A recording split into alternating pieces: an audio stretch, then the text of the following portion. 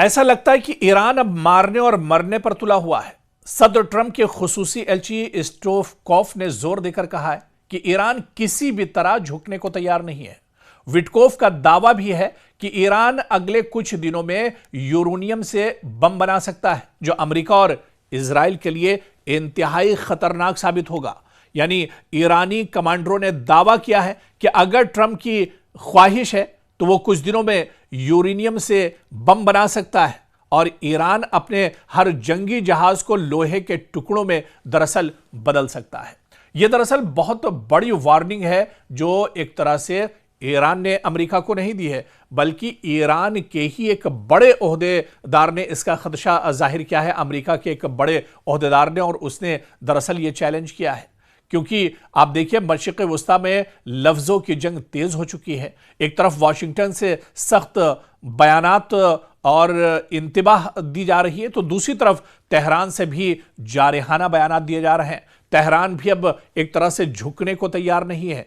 जिस तरह से अमेरिका ने 10 दिनों का अल्टीमेटम दिया है, तो ईरान ने सिर्फ 7 दिनों का अल्टीमेटम दे दिया है। और ईरान ने कहा है कि हम सिर्फ 7 दिन में यूरेनियम से बम बना सकते हैं। यानी बम बनाने जैसे दावे न सिर्फ सिफारती माहौल को गरमाते हैं, बल्कि आलमी सलामती के लिए भी तशवीश पैदा करते हैं। और आप देखिए कि जिस तरह की बयानबाजी हो रही है, ये बयानबाजी दरअसल आने वाले दिनों में एक बड़े जंग का खदशा भी या पेशखैमा भी हो सकती है, क्योंकि अमेरिका की तरफ से पिछले कुछ महीनों से लगातार बयानबाजी हो रही है। और जो बयान अमेरिका की तरफ से दिए जा रहे हैं, उस बयान पर उससे कहीं सख्त बयान या उससे कहीं सख्त हमला दरअसल ईरान की तरफ से किया जा रहा है। और ईरान भी अब बिल्कुल झुकने के मूड में नजर नहीं आ रहा है। और ईरान की तरफ से जो बयान आया है कि सिर्फ 7 दिनों के अंदर यूरेनियम बम बनाया जा सकता है, दरअसल ईरान की तरफ से बयान नहीं है,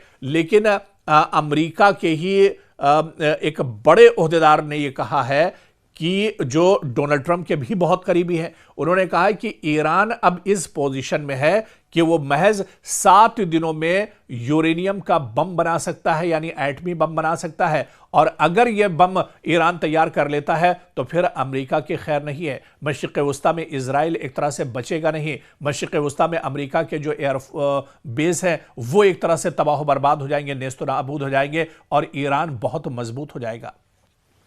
तो दरअसल वो ईरान जिसके ऊपर हमेशा से पाबंदियां रही हैं, जिसके ऊपर हमेशा से अमेरिका एक तरह से हमलावर रहा है, जिसके ऊपर दुनिया की निगाहें हमेशा रही हैं, मगरिब की ताकतें जिस पर हमेशा इल्जामात लगाती रही हैं, अब उसी ईरान से दरअसल अमेरिका डरा हुआ है। अमेरिका को खदशा है कि कहीं जो बात ईरान की निकलकर सामने आई है कि वो 7 दिनों में यूरेनियम बम बना सकता है, कहीं अगर ईरान इसकी तैयारी में लगा होगा तो मशरिक़ वस्ता के लिए बहुत धमाका खेज होने वाला है। ये पूरी दुनिया को दरअसल एक बहुत बड़ा चौंकाने वाला कदम ईरान की तरफ से हो सकता है।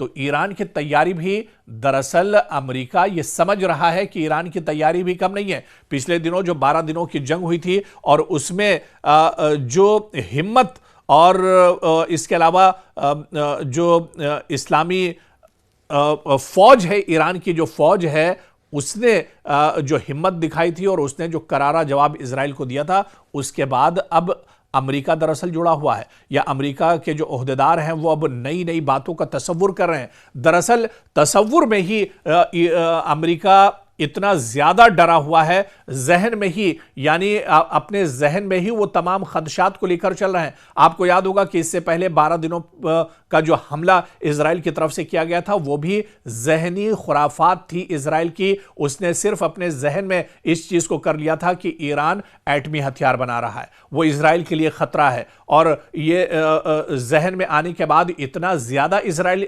ईरान से डर गया कि उसने ईरान पर अचानक एक तरह से हमला कर दिया। और अब इसी तरह के जहनी जो खुराफात हैं वो अमेरिका में भी आ रहे हैं। और इन्हीं जहनी खुराफात को लेकर अमेरिका के एक बड़े ओहदेदार जो डोनाल्ड ट्रंप के बहुत करीबी हैं, उन्होंने यह दावा किया है कि सिर्फ 7 दिनों में यूरेनियम बम एक तरह से ईरान बना सकता है। हालांकि ईरान बार बार यह बात कहता रहा है कि उसके पास एटमी हथियार नहीं है, उसके पास यूरेनियम की अफजूदगी है, लेकिन वो जितनी जरूरत है उसको बना रहा है और अपने डिफेंस के लिए बना रहा है, अपनी सिक्योरिटी के लिए बना रहा है, अपनी हिफाजत के लिए बना रहा है। बाकी किसी पर हमला करने के लिए, किसी से लड़ाई करने के लिए, किसी को दबाने के लिए वो यूरेनियम की अफजूदगी नहीं कर रहा है। तो यह चीज पहले ईरान क्लियर कर चुका है, साफ कर चुका है, लेकिन दुश्मन इतना ज्यादा डरा हुआ है कि दुश्मन के जहन में किस किस तरह के बयानात एक तरह से आ रहे हैं, किस किस तरह के उसके जहन में चीजें उठ रही हैं, खुराफात आ रही हैं कि वो एक तरह से इतना ज्यादा डरा हुआ है।